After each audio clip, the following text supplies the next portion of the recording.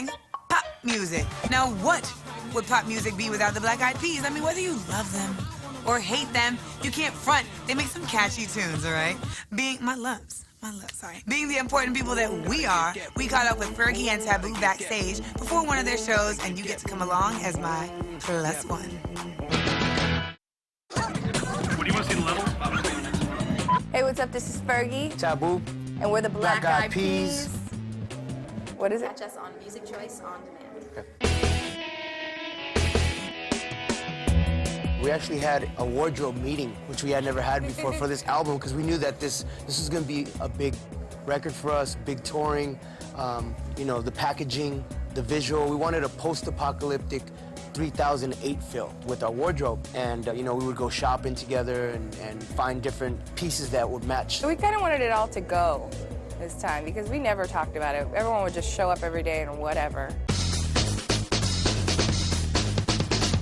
Because people wanted to come to the show, we got to put on this massive, massive show. We've always wanted to do this. And instead of just having us with the band running around, it's now the band with us running around, but also with laser lights and production and these lifts that shoot us out of the floor and, you know, just going really big with it. And we'll always remember this tour. Now, as much as we love pop and the pop stars, it just kills us to see some of you ruining your careers.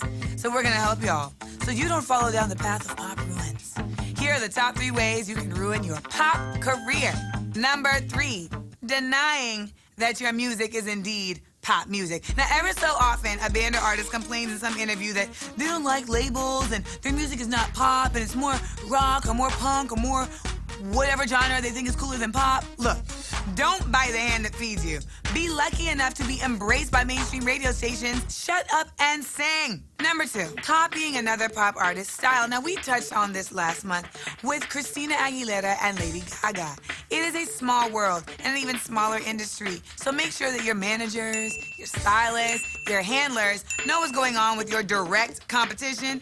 Rocking the same hairstyles, outfits, and singing similar songs is career suicide. Stay in your lane. And number 1, beware the company you keep. Exhibit A and Exhibit B. You feel me? Now that's some good advice for up-and-comer pop artist CHARICE, already co-signed by Oprah, and you know what Oprah says goes. The Filipina singer recently released her self-titled debut in the U.S., and coincidentally, she also has that new rookie smell.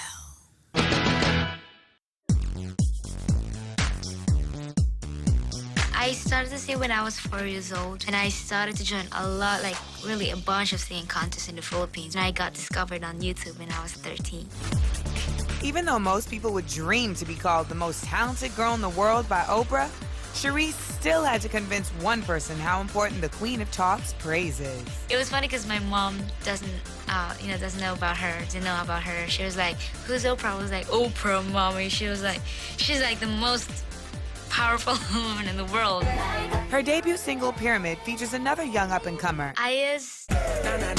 For the chemistry in the studio transferred to outside the studio. Is like the funniest, craziest guy I've ever met. I remember when we did this interview with like a radio station, and they asked me if like I'm interested to like date Justin Bieber, and I was like, well, you know, and he was like, over my dead body. It was like that. CHARICE not only has an amazing voice, she also has a hidden talent. Impressions. For loving my song, baby, thanks so much. You have my heart, and we'll never be worlds apart. Be my star. I tried, but... And if CHARICE ever decides to retire from singing, she has hip-hop to fall back on. Rap is like a really, really famous genre in the Philippines, so I did that.